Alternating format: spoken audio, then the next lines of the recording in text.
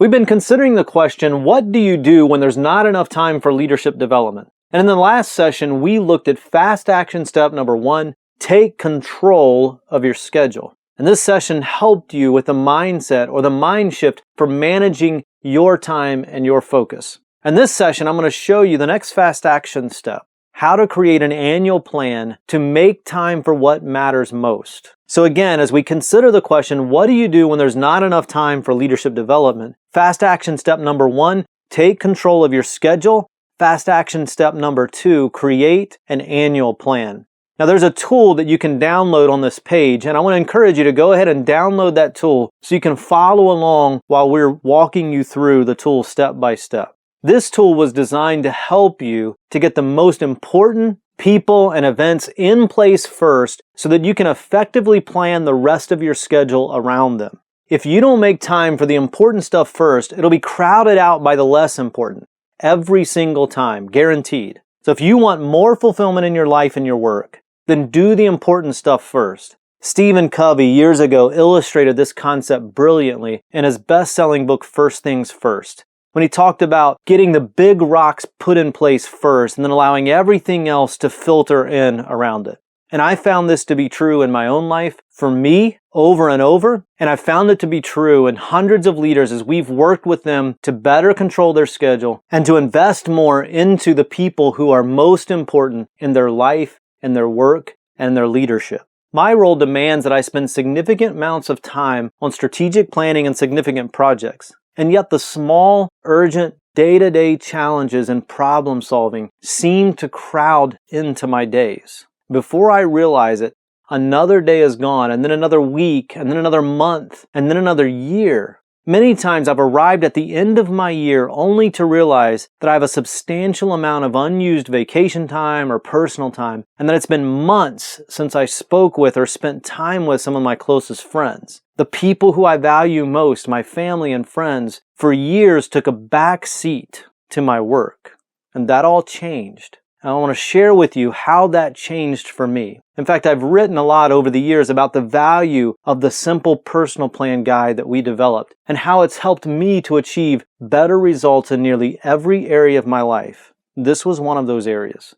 I realized that to have the greatest impact in my role, in my work, I needed to get more specific and more proactive in planning the important things, the big rocks first, the first things first, before my days and weeks and calendar and schedule became crowded with the priorities of other people.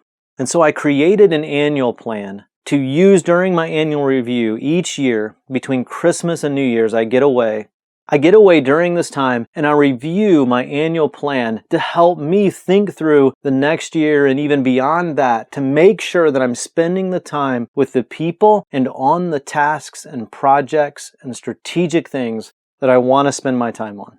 Now, my annual plan was originally based on a simple Microsoft Excel template that was originally developed by Michael Hyatt years ago. And I've continued to update it over the years. So you'll want to download that template again on this page to follow along. I'm going to show you how to complete it. Now, there are several tabs on the template down at the bottom. On 2 of the tabs, I've included 2 years of my own annual plan as an example, along with a blank tab, which you can copy and edit.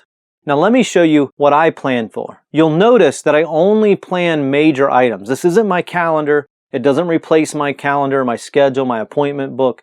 This is only for major items. Again, think the big rocks, kind of the big functions, the things that are most important and the people who are most important in your life, your work, and in your leadership. The more specific items and the more discretionary items and projects, they're included in other tools that we're going to look at later. So here are the items that I include in my annual plan.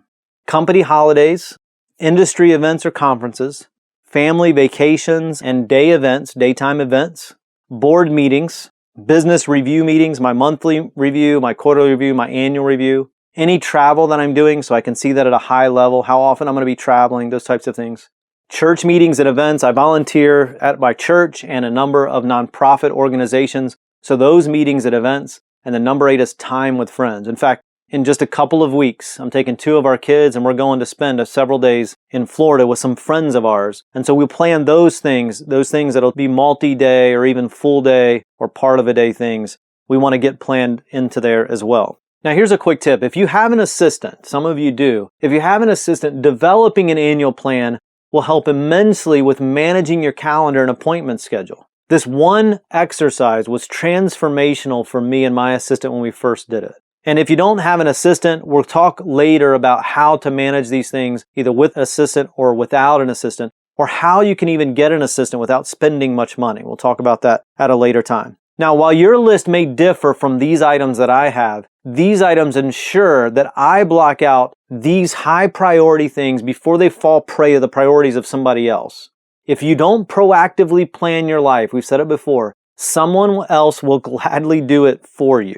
So creating margin and developing margin for yourself, for your leadership development, starts with fast action step number 1, taking control of your schedule.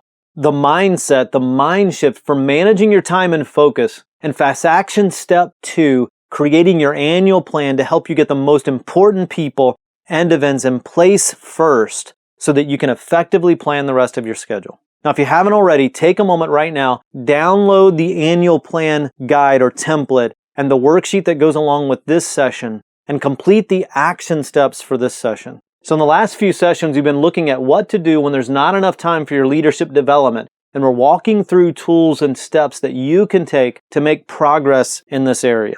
In the next session, I'm going to show you fast action step number 3, how to use the best week tool to simplify your regular schedule. Remember, you don't have to get it perfect. You just need to take the next step. And so I'll see you in the next session.